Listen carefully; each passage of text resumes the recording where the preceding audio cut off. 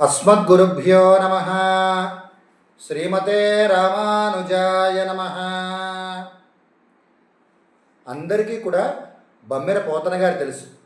పోతన గారిని మనకి తెలుగులో ఆంధ్ర మహాభాగవతం అని వారు రచించారు. చాలా ప్రసిద్ధి వారి పద్యాలు. ప్రతి తెలుగువారి ఇంట్లోనూ ప్రతివారు కూడా పెద్దలు పిన్నలు అందరూ కూడా అనుసంధానం చేసుకుంటూ ఉంటారు.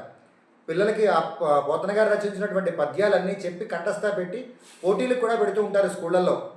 అంత ప్రఖ్యాతి చెందినటువంటి భాగవతం తెలుగులో రచించారు పోతన గారు.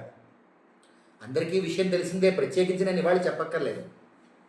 అయితే పోతన గారికి అసలు భాగవతం ఎందుకు రాయాలనిపించిందో ఒక వృత్తాంతం వారే తెలియపరిచారు. మొదట్లో భాగవతం ప్రారంభంలో శ్రీమన్నారాయణమూర్తి తాలూకు అవతార విశేషాలు, అవతార కథలన్నీ కూడా రాయాలని చాలా కాలంగా వారికి కోరిక కలుగుతూ ఉందిట. ఒకనాడు పౌర్ణమి నాడు, పౌర్ణమి అంటే ఎలా ఉంటుంది? చంద్రుడు మంచి కళగా ఉంటాడు, వెన్నెలు కురుస్తూ ఉంటాయి. వెన్నెల రాత్రి పౌర్ణమి నాడు మంచి బ్రహ్మాండమైన వెన్నెలు ఉంటుంది, చాలా ప్రకాశీకృతంగా ఉంటుంది. ఆ రోజు గ్రహణం పడిందిట. సరే, గ్రహణం పడింది కదా, గంగా నది స్నానం చేద్దామని చెప్పి ఒడ్డుకు వెళ్ళారట. ఆయన నది ఒడ్డుకు వెళ్ళారట. ఇప్పుడంటే విద్యుత్ దీపాలు ఇవి అవి వచ్చేసి చంద్రుడి తాలూకు వెన్నెల్ని మనం ఆస్వాదించలేకపోతున్నాం, వెన్నెల వెలుగుల్ని మనం ఆస్వాదించలేకపోతున్నాం. కానీ ఆనాడు విద్యుత్ దీపాలు అవి లేవు కదా. చక్క ప్రకృతి సౌందర్యాన్ని అందరూ కూడా అనుభవించేవారు. ఆ వెన్నెల రాత్రిలో పౌర్ణమి అవడం వల్ల మంచి బ్రహ్మాండమైన వెన్నెల కురుస్తోంది. పైగా గ్రహణం అవడం చేత ఆ రోజు ఆ గ్రహణ స్నానం నిమిత్తం గంగానదికి వెళ్ళారట. ఆయన వెళ్ళి అక్కడ కూర్చున్నారట. కూర్చొని ఆ ఇసుక తెన్నెలు అవి ఉన్నాయట ఆ గంగానది ఒడ్డున, అక్కడ కూర్చున్నారట. కూర్చొని శ్రీమన్నారాయణమూర్తిని, భగవంతుడిని ధ్యానించడం ప్రారంభించారట. అప్పటికే చాలా కాలంగా వారికి శ్రీమన్నారాయణమూర్తి తాలూకు అవతార కథలన్నీ కూడా రాయాలని కోరిక కలుగుతూ ఉందని అనుకున్నాం కదా. ఆ రోజు వారు ఆ ఇసుక తెన్నెల మీద కూర్చొని వెన్నెల కురుస్తున్న రాత్రిలో ఆ గంగానది ఒడ్డున కూర్చొని ఆయన కళ్ళు మూసుకొని ధ్యానం చేస్తున్నారట. ధ్యానం చేస్తూ ఉండగా, భగవంతుడిని ధ్యానం చేస్తూ ఉండగా, ఒక మారు ఆయనకి ఆ ధ్యానంలో ఉండగా ఆయనకి ఒక దివ్యమైనటువంటి ఇద్దరు స్త్రీ పురుషులు కనిపించారట. ఆయన అలా కళ్ళు మూసుకొని ఉన్నారు, ధ్యానం చేస్తున్నారు. ఎలా ఉన్నారట స్త్రీ పురుషులు ఇద్దరు కూడాను? మెరుగు చెంగటనున్న మేఘంబు కైవడి నువిద చెంగటనుండ నొప్పువాడు. ఒక అత్యద్భుతమైనటువంటి స్త్రీమూర్తి ఉందిట. స్త్రీ ఒక ఆమె ఉందిట. ఆవిడ ఎలా ఉందిట? మెరుపు తీగలా ఉందిట, మెరుపులా మెరిసిపోతుందిట ఆవిడ. ఆ పక్కని ఆయన ఎలా ఉన్నట్ట? ఒక పురుషుడు. మెరుగు చెంగటనున్న మేఘంబు కైవడి నువిద చెంగటనుండ నొప్పువాడు. మేఘంలా ఉన్నట్టు ఆయన.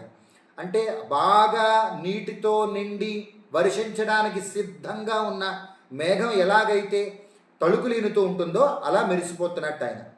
ఆ మేఘం మీద మెరుపు కానీ ఒక్కమారు మెరిసిందనుకోండి, ఎలా ఉందిటో అలా ఉందిట ఒక స్త్రీ ఒక పురుషుడు ఇద్దరూ కనిపించారట.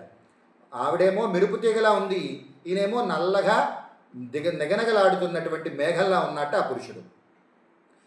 ఆ పురుషుడు ఎలా ఉన్నట్ట? ఆయన ముఖం ఎలా ఉందిట? ఆయన చిరునవ్వు చిందిస్తున్నట్ట ఆ పురుషుడు. ఆ రాజకుమారుడు ఎలా ఉన్నట్టు? ఆయన చంద్రమండల సుధాసారంబు పోలిక ముఖమున జరునవ్వు మొలచువాడు.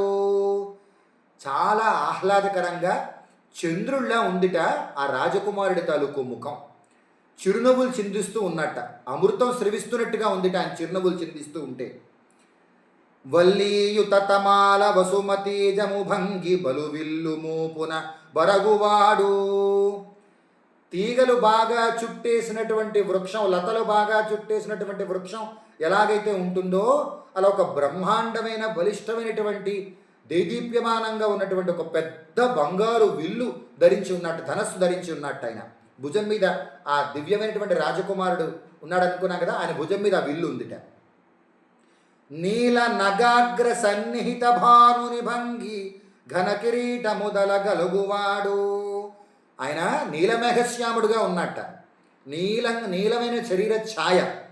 ఆ పైన సూర్యబింబం, ఒక పెద్ద నల్లటి కొండ ఉందనుకోండి, ఆ పైన ఒక్కమారు సూర్యబింబం కాస్త ఉదయించిందనుకోండి, ఎలా ఉందో అలా నీలమైనటువంటి శరీర ఛాయ కలిగి ఆ పురుషుడు, ఆ రాజకుమారుడు పైన చంద్రబింబం, పైన సూర్యబింబం మెరుస్తూ ఉంటే ఎలా ఉందో అలా దివ్యమైనటువంటి కాంతులీనుతున్నటువంటి ఒక దివ్యమైన కిరీటాన్ని ధరించి ఉన్నట్ట ఆ రాజకుమారుడు, ఆ దివ్యమైన పురుషుడు. ఇదంతా పోతన గారికి ధ్యానంలో కనిపిస్తోంది.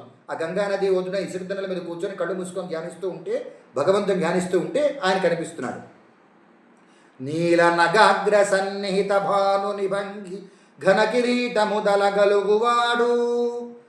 ఇంకొంచెం జాగ్రత్తగా ధ్యానం చేశారట వారు, ఇంకొంచెం గమనించట పురుషుడు తాలూకు ముఖం ఎలా ఉందో అని. పుండరీక యుగము బోలు కన్నులవాడు వెడదయురము వాడు విపుల భద్రమూర్తివాడు.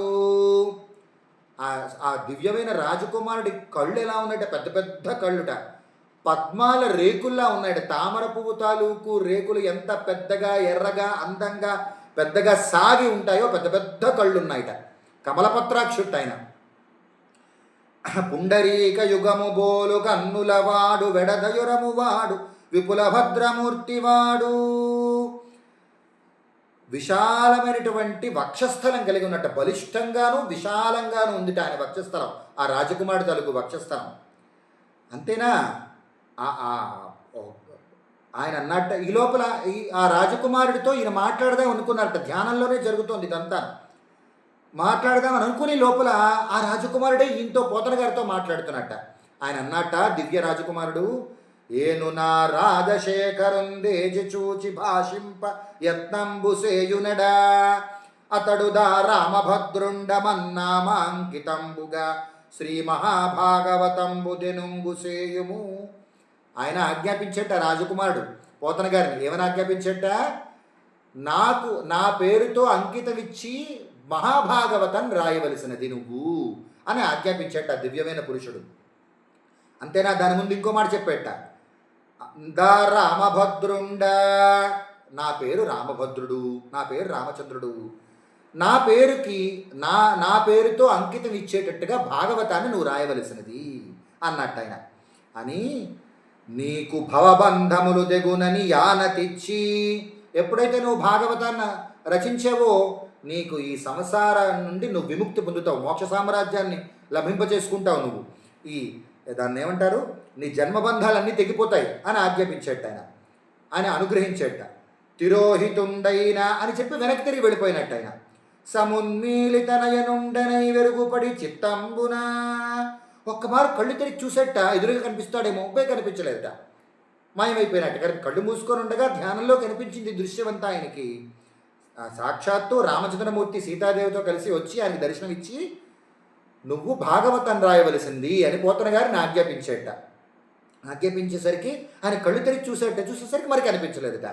ఆయనకి చాలా ఒళ్ళంతా పులకింతలు వచ్చేసి రోమాంచితం అయిపోయి గగురుపాటు గురైపోయి అయినా ఆనంద బాష్పాలు కళ్ళ వెంబడ ధారగా నీళ్లు కారిపోతున్నాయి పోతన గారికి. ఏమి భాగ్యం, ఏమి భాగ్యం, సాక్షాత్తు రామచంద్రమూర్తి దర్శనం ఇచ్చాడని చెప్పి ఆయన ఒళ్ళంతా పులకింతలు వచ్చేస్తోందిట. ఎంత ఆశ్చర్యం, ఎంత ఆశ్చర్యం అనుకుంటున్నట్టు. అనుకొని పోతన గారు అనుకుంటూ ఆయన అనుకున్నారట, పలికెడిది భాగవతమట పలికించు విభుండు రామభద్రుండట నే పలికిన భవహరమగునట పలికెదవేరుండగాధ పలుకగనేలా. పోతన గారు ఆశ్చర్యపోతూ అనుకుంటున్నారు, పలికెడిది భాగవతమట, నేనేమో పలికేది భాగవతం. భాగవతం అంటే సాధారణంగా కృష్ణ పరమాత్మ గురించి సంబంధించిన విషయాలు కదా. కానీ పలికించేవాడెవడు? పలికించువాడు రామభద్రుండట.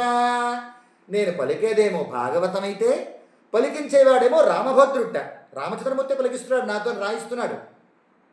నే పలికిన భవహరమగునట, నేను ఆ భాగవతాన్ని పలికితే భవహరమగునట, ఈ సంసార సాగరం నుంచి నేను దాటి నేను మోక్ష సామ్రాజ్యాన్ని పొందుతానట అని ఆశ్చర్యపోతున్నారు ఆయన. మళ్ళీ పునర్జన్మ ఎత్తే అవసరం లేకుండా ఉంటుందిట. నే పలికిన భవహరమగునట పలికెదవేరొండగాధ పలుకగనేలా.